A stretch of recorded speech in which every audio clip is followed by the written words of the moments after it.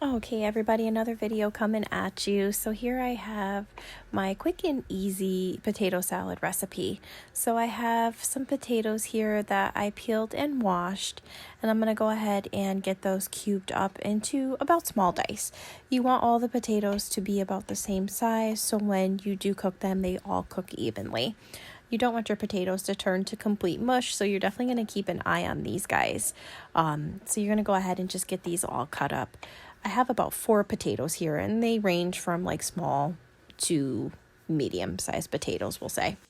Now that I have all my potatoes cut up, I'm going to go ahead and place cold water over them, and then I'm going to go ahead and salt the water, and then I'm going to turn them on to have them come up to a boil. And then I'm just going to keep an eye on them as they cook. I'm also going to boil some eggs too for my potato salad at this time. I'm going to go ahead and salt them very heavily. I do put about 2 tablespoons of salt into the water. I do the same when I cook pasta too. So now I'm just going to test them out to make sure I can get a fork through them. And once they're at that point, I'm going to go ahead and drain them.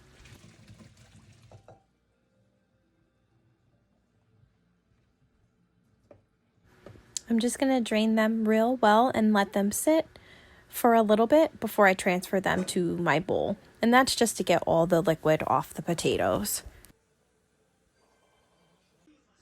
So now I'm going to go ahead and work on my onion. So I'm using half of a sweet onion here.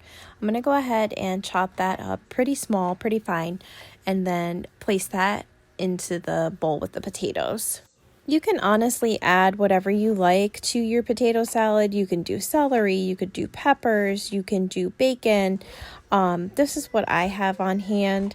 I did have some peppers that day, but I figured I was going to keep it real simple and just stick with the onions and then the other condiments that I use.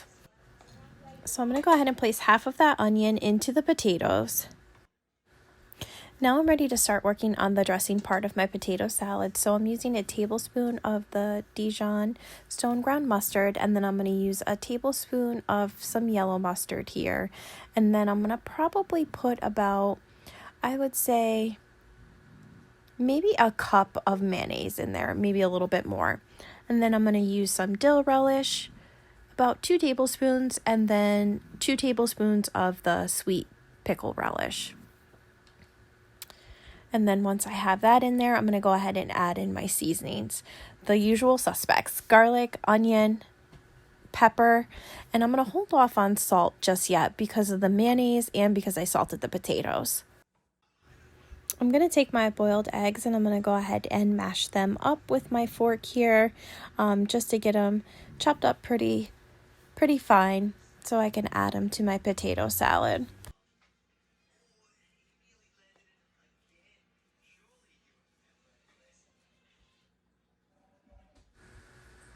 My son is so silly.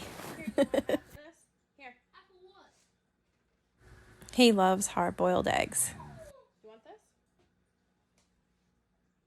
Make it eggs? He prefers it without the yolk and just likes the white with salt and pepper.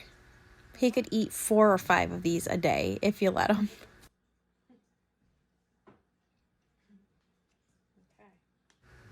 So I only ended up using, we'll say 2.5 eggs, because he ended up with 1.5 out of the 4 that I ended up cooking, which is fine.